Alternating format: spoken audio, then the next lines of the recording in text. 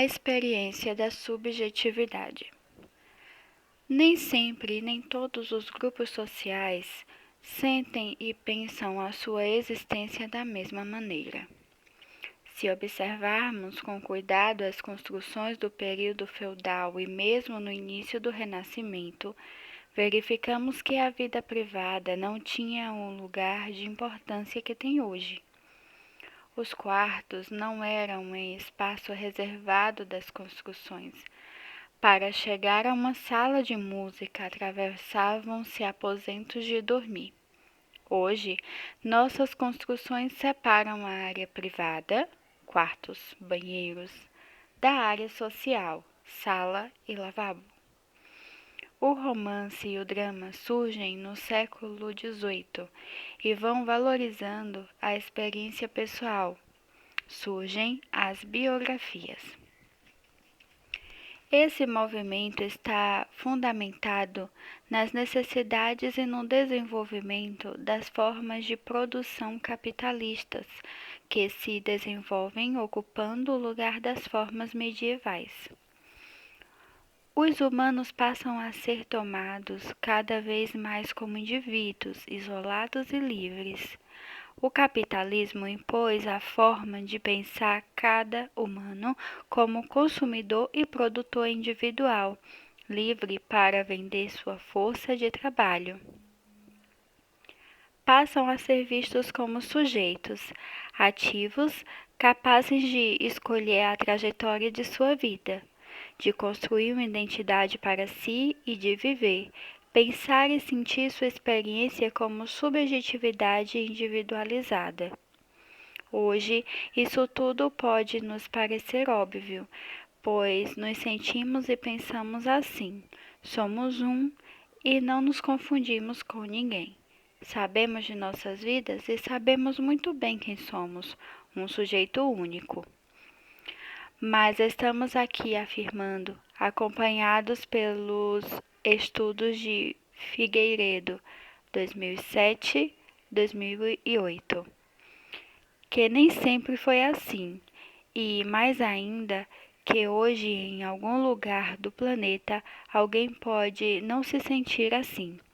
O sentimento e a ideia de eu é algo da modernidade. Além das formas capitalistas que incentivaram e fomentaram essa forma de ser, há uma experiência importante vivida que, com certeza, fortaleceu a criação das formas capitalistas. No Renascimento teria surgido uma experiência de perda de referências, a falência no mundo medieval e a abertura do Ocidente ao restante do mundo teriam lançado o homem europeu numa condição de desamparo. Vale relembrar que no tempo medieval a verdade era uma só. A influência da Igreja Católica na Europa era forte e autoritária o suficiente para que os humanos não tivessem dúvidas sobre o que deveriam pensar e como deveriam agir e sentir. Quem pensou diferente morreu queimado ou enforcado. O Sol girava em torno da Terra, que era o centro do universo. Os humanos nasceram de Adão e Eva. A hierarquia social também era fixa: servos, nobres e clero. Quem nascia em um desses estratos, nele morreria. Corpo era inviolável e não se pensava em explorar a natureza em busca de recursos materiais. O capitalismo colocou o mundo medieval em movimento, questionou a hierarquia social fixa até para poder se impor como forma dominante de produção de vida, incentivando as pessoas a trabalharem e se esforçarem mais para mudar de lugar social. Estavam garantida a mobilidade social, pelo menos prometida. As verdades não eram somente as da Igreja Católica. Havia agora novos pensamentos religiosos e logo a burguesia inventaria a ciência para dizer verdades que fragilizassem a verdade católica. O corpo e a natureza podiam ser explorados, pois estavam dessacralizados. Os órgãos dos sentidos ganharam destaque como forma de captar o mundo.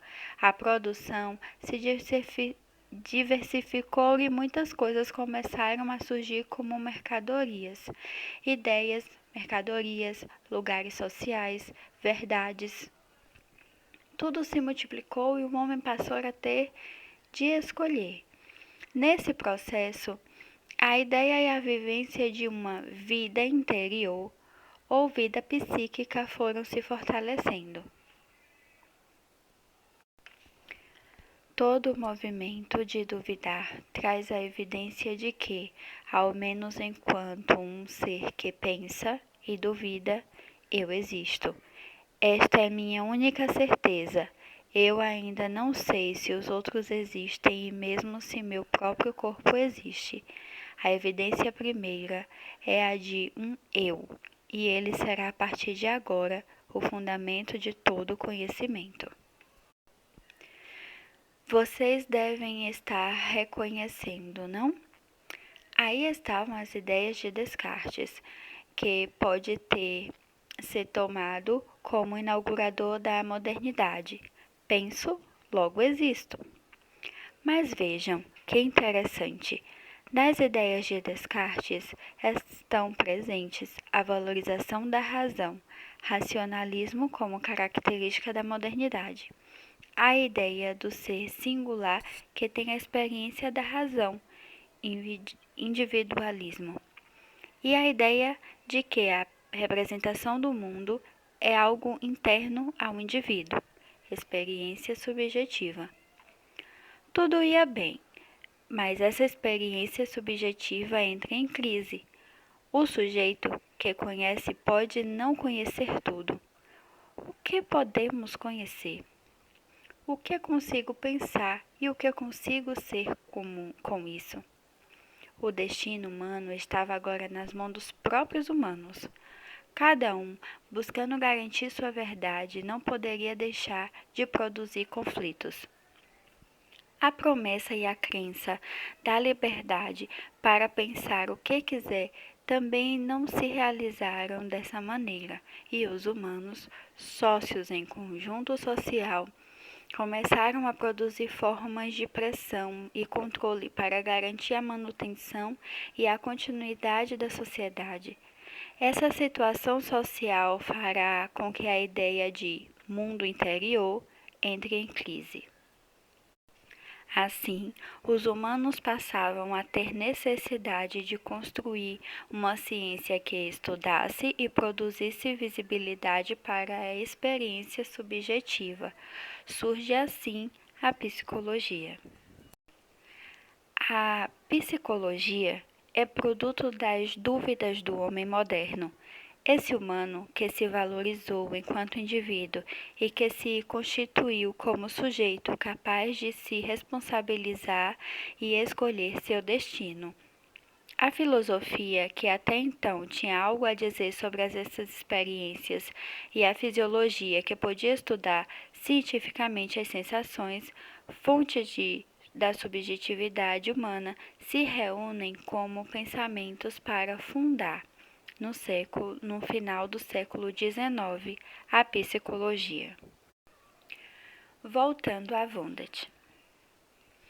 O berço da psicologia científica foi a Alemanha no final do século XIX.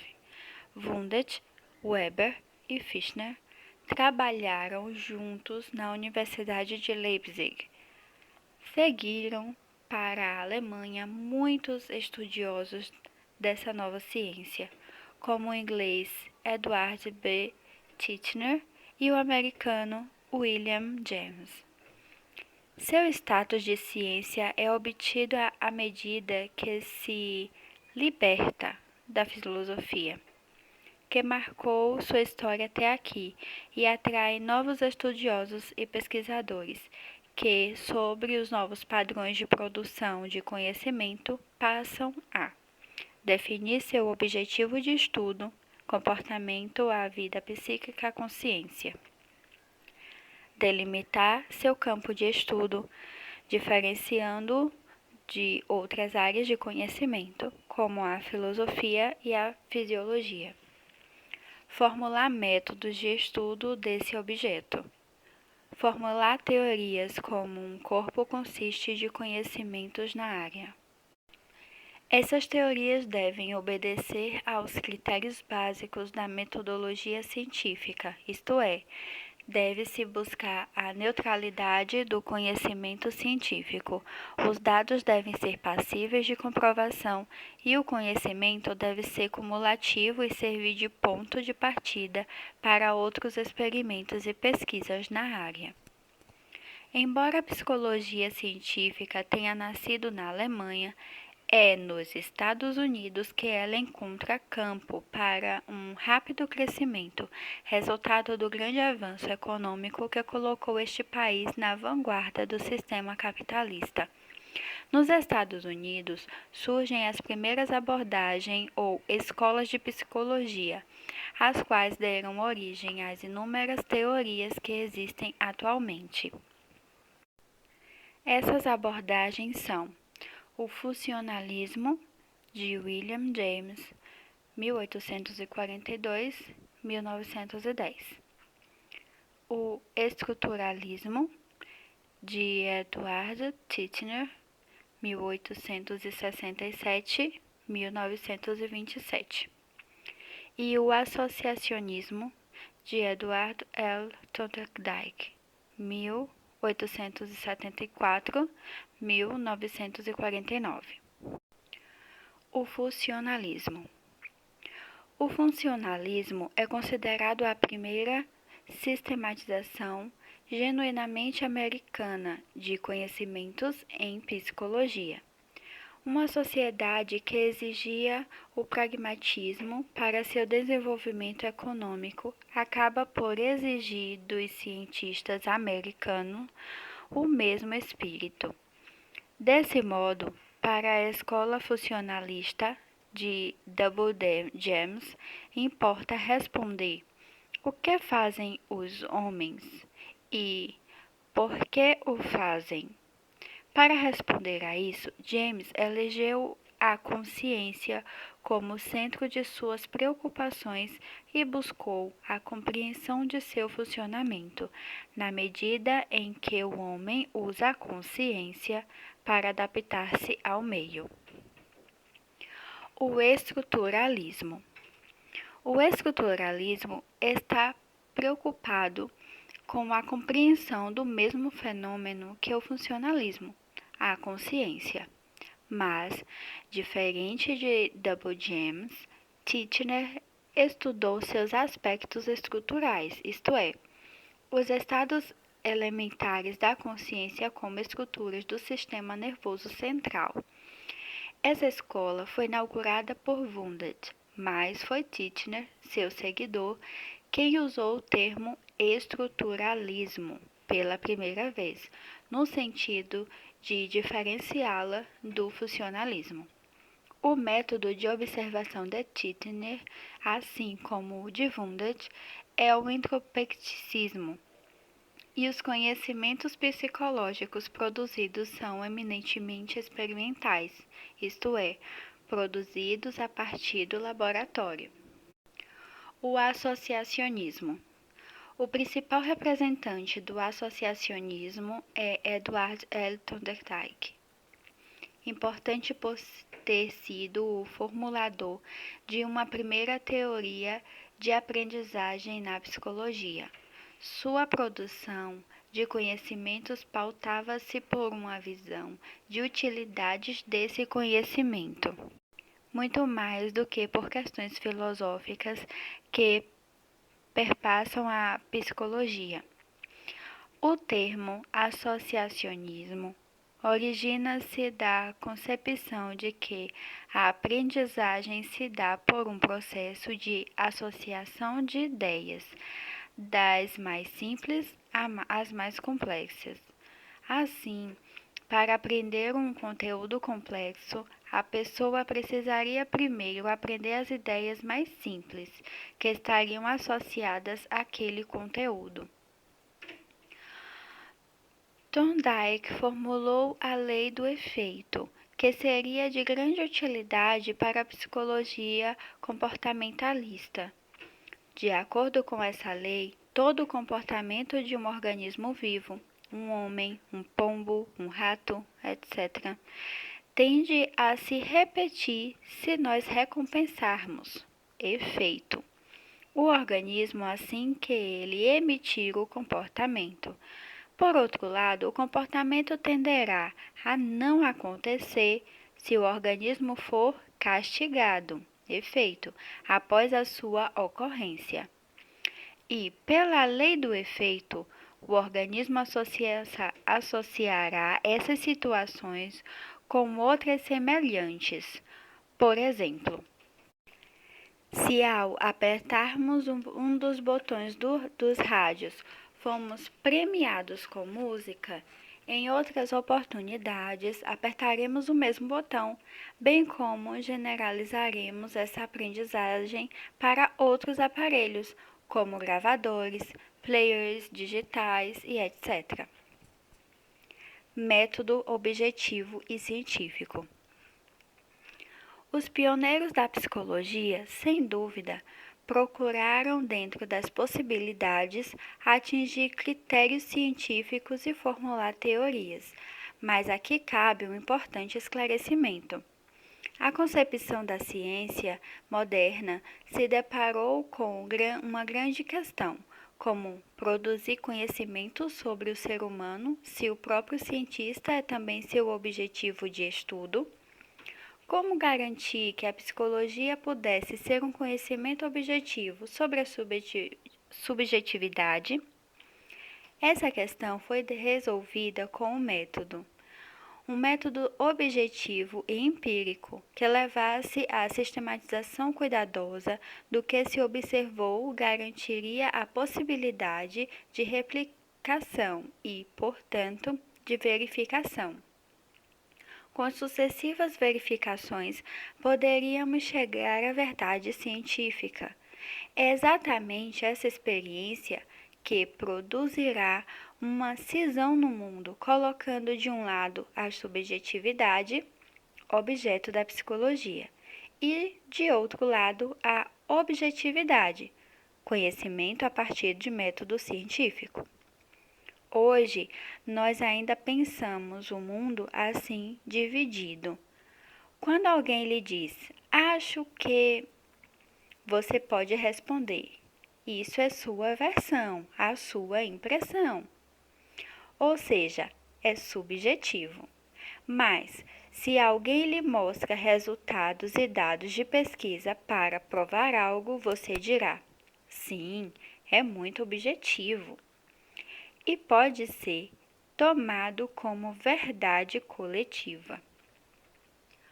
Objetividade e subjetividade passaram a estar em campos separados, e essa dicotomia permaneceu na ciência e na psicologia por todo o século XX, adentrando o XXI. Mas é no próprio século XX que surgiram também as tentativas de superar a dicotomia que caracterizou a ciência e o pensamento moderno, com o uso de um novo método científico, o materialismo histórico e dialético. Esse método uniu subjetividade e objetividade em um mesmo processo, entendendo a realidade como em permanente movimento na qual sujeito e mundo estão em relação e são transformados por essa relação. Caracterizado pelos supostos materialistas de que a realidade existe independente de nossas ideias e da razão humana, e que existem leis na realidade que podem ser conhecidas. Pela concepção dialética, a contradição e sua constante superação são a base do movimento de transformação constante da realidade. E pela concepção histórica, o mundo se constrói em seu movimento e podemos conhecê-lo quando o estudamos em seu processo de transformação. O método se contrapunha ao positivismo e ao empiricismo e inaugurava novas possibilidades de compreensão da subjetividade. A subjetividade que só pode ser compreendida como um movimento constante do ser humano em sua relação com o mundo material e social. Com essas possibilidades dadas pela história da sociedade e do ser humano moderno, é que a psicologia vai se desenvolver, construindo teorias que, quando baseadas no pensamento dicotômico, vão escolher este ou aquele aspecto. Ou seja, vamos encontrar teorias que vão privilegiar a objetividade humana, aquilo que no ser humano é empírico e pode ser objetivamente conhecido, ou a subjetividade humana, entendendo que são experiências e dinâmicas internas ao ser humano que devem ser conhecidas pela psicologia ou até mesmo que o mundo deve ser lido a partir da percepção que o homem tem dele. Outras teorias vão conviver com essas e vão procurar estudar o ser humano na sua relação permanente e constitutiva com o mundo. Objetividade e subjetividade vão aparecer, então, nessas teorias como diferentes âmbitos de um mesmo processo de transformação do mundo pelos humanos e que eles se transformam ao transformar o mundo. São diversas as psicologias, mas, sem dúvidas, todas elas se unificam como forma de dar visibilidade a uma experiência subjetiva.